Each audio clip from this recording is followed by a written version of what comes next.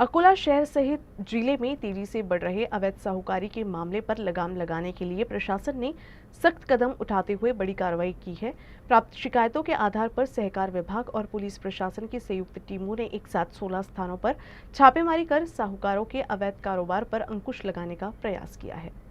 इस कार्रवाई में 9 आवेदकों द्वारा दी गई शिकायतों के आधार पर महाराष्ट्र अधिनियम 2014 की धारा 26 के तहत 16 स्थानों पर छापे मारे गए।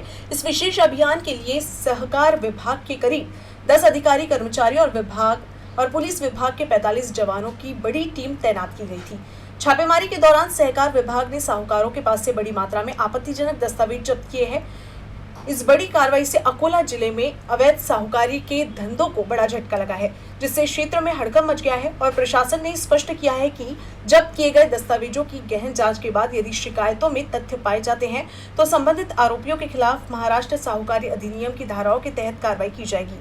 छापेमारी के दौरान इसार रसीदें, खाली चेक, खाली बॉन्ड, खरीद बिक्री के दस्तावेज, डायरी, बिक्री रसीदें, करारनामे, गिरवी दस्तावेज, 7/12, नकदी राशि और खाता बही जैसे कई आपत्तिजनक कागजात बरामद किए गए हैं। इन दस्तावेजों से अवैध साहूकारी का जाल कितना गहराई तक फैला हुआ है, इसके संकेत मिले हैं।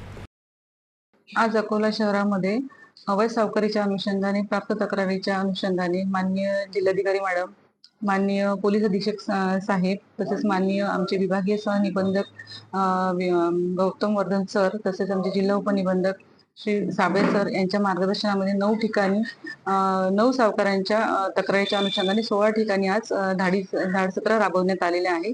त्याच्यामध्ये सहकार विभागातील जवळपास 80 ते 90 कर्मचारी अधिकाऱ्यांचा समावेश होता। तसेच पोलीस विभागातील जवळपास 45 अधिकारी पोलीस यांचा सहभाग होता। तसेच विविध पंच यांचा सुद्धा समावेश होता आणि पुढील कारवाई आता त्याच्यामध्ये चौकशी अंती पडताळणीनंतर पुढील कारवाई प्रस्तावित करण्यात येईल।